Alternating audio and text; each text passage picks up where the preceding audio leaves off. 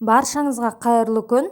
Бүгін мен сіздермен өте дәмді балалық шақтың балдамы муравейник тортының жасалу жолымен бөлісетін боламын. Ең бірінші, електен өткізілген ұнымызға бір шай қасық разрыхлителімізді қосып араластырамыз және үстіне бір жұмыртқамызды, шым-шым тұз, сондай-ақ қантымызды салып, және де 2 ас қасық қаймақ, сондай-ақ ерітілген сармайымызды салып, барлығын жақсылап ең алдымен қасықтың көмегімен араластырып аламыз.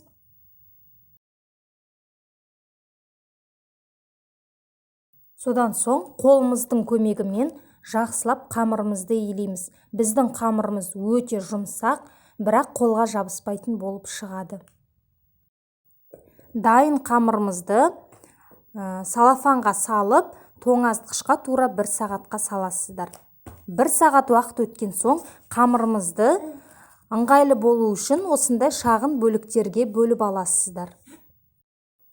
Енді осы қамырымызды үккіштің үлкен көзінен өткізіп аламыз.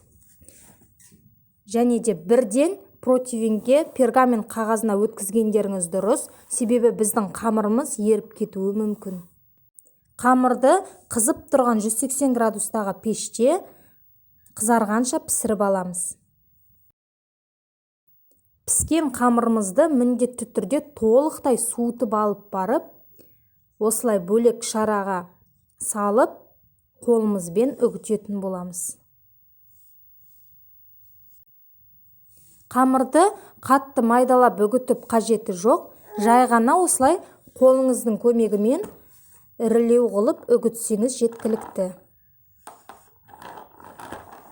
Мінеки біздің қамырымыздың арасында осындай ірі түйіршіктер болуы тиіс. Енді кремін дайындаймыз.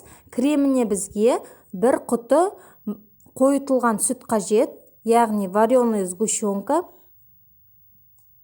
және де бөлме температурасындағы аздаған сарымай қажет болады. Екеуін жақсылап араластырамыз. Венчикпен араластырғандарыңыз ыңғайлы әрі тезірек болады. Мінеки біздің креміміз дайын.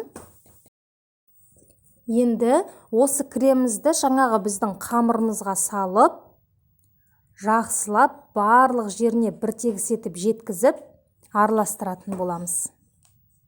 Және де үстіне қалауыңызша мак, кунжут немесе кез келген жаңғақ түрін сепсеңіздер болады. Өте дәмді болып шығады. Енді шұңғыл ыдысымызға осылай пищевая пленканы толықтай төсеп аламыз.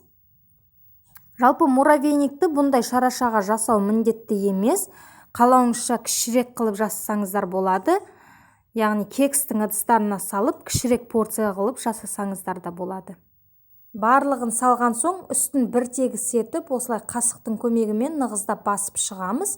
Және де тоңазытқышқа 2 сағатқа жібереміз. Сол үшін де тоңазытқыштағы артық иістер сіңіп кетпес үшін осылай пищевая пленканың көмегімен бетін жақсылап жауып, шарашаңыздың қалпағы болса, оны да жауып қойсаңыздар болады.